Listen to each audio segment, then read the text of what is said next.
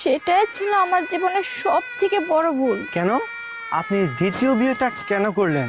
আপনার প্রথম স্বামী কি ভালো ছিল না, নাকি সে আপনাকে ভালোবাসতো না? না না স্যার, ও তো খুব ভালো ছিল, আমাকে অনেক ভালোবাসতো, কিন্তু আমি টাকার লোভে পড়ে ওকে তালাক দিয়েছিলাম। আচ্ছা, আপনি তাহলে আপনার স্বামীর কাছে মাপ চাননি?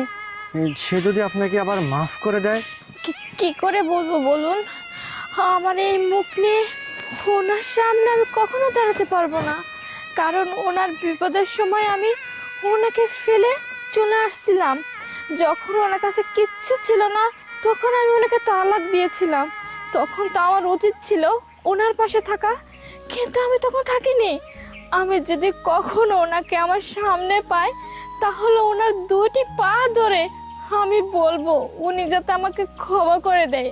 আমি আর কিচ্ছু চাইনি, ওনার কাছে লাস্ট বারের মতো শুধুমাত্র বলবো আপনি আমাকে ক্ষমা করে দিন। ঠিক আছে, তাহলে মাপ চাও, আমি যদি তোমাকে মাফ করেই দেই। নয়ন, তুমি? নয়ন, আমি তোমার কাছে হাত জোর করে ক্ষমা চাচ্ছি, তুমি আমাকে মাফ করে দাও। আমি জানি তোমার খারাপ সময়ের সময় আমি তোমার পাশে ছিলাম না, আমি তখন তোমাকে ছেড়ে চলে আসছি। এত বড় ভুলটা আমি কি করে করে ফেলছি।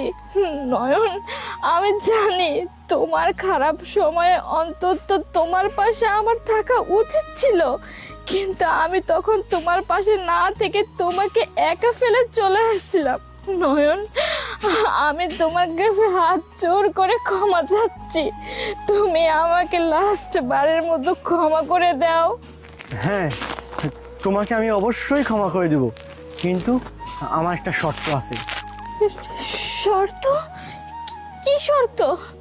তুমি আমাকে যা যা করতে বলবে আমি সব কিছু